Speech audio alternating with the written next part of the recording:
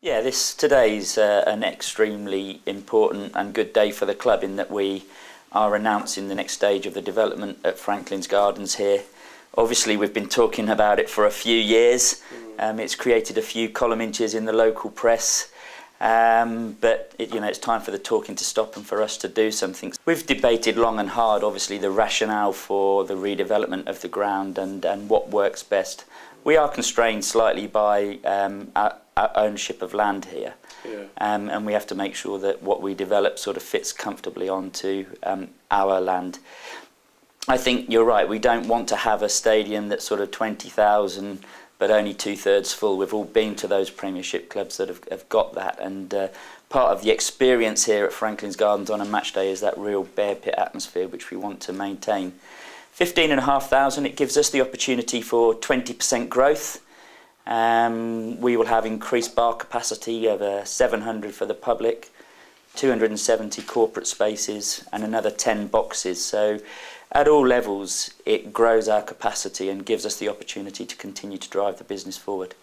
What we need to do is keep momentum, and what we've done here so far to date at Franklin's Gardens is we've redeveloped the ground in various stages, and this is the next significant stage. And what it does is it takes us into the territory where, if we can fill it on a regular basis, we will be in the top 5 in Europe in terms of our attendances, and that's the type of level that we want to be at. Are Asda still interested?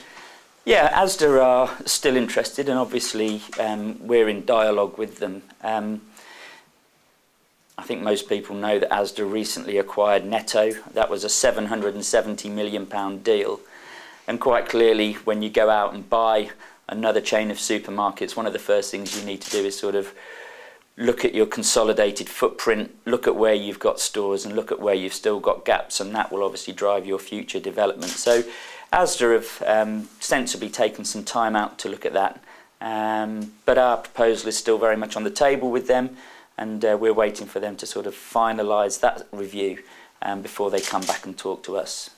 So you're approving the plans for, or your board's approving the plans for the stadium today. When do you see? I take it there'll be separate plans, one for a stadium for the expansion and one for Asda. Correct. Yeah. When do you see them going through to plan? Well, they're not mutually dependent, albeit that we would like, obviously, to know that the Asda planning is going in the ideal world.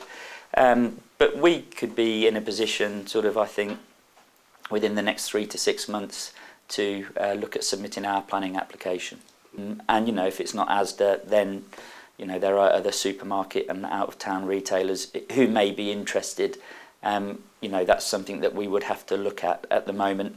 Asda is the name in the frame. Under the old Liberal Democrat administration, we didn't have a council in control that supported our growth and development here. We think it's fantastic for the town, and it was a source of enormous frustration to us.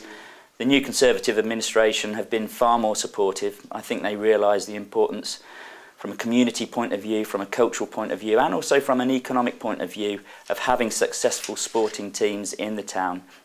And yeah, they've been far more willing to work with us to try and help us get towards a scheme that they feel they'd be able to support. The plan is to try and get the build programme to sort of run during the closed season, so as close as we can get to the sort of September 2013 start of the season, with a redeveloped, finished stand on the north end of the ground, the better really. The plan with the War Memorial is to keep it within the confines of the stadium. We are going to move it slightly so that it's not smack bang in the centre of the new stand, and it will actually come into the northeast corner.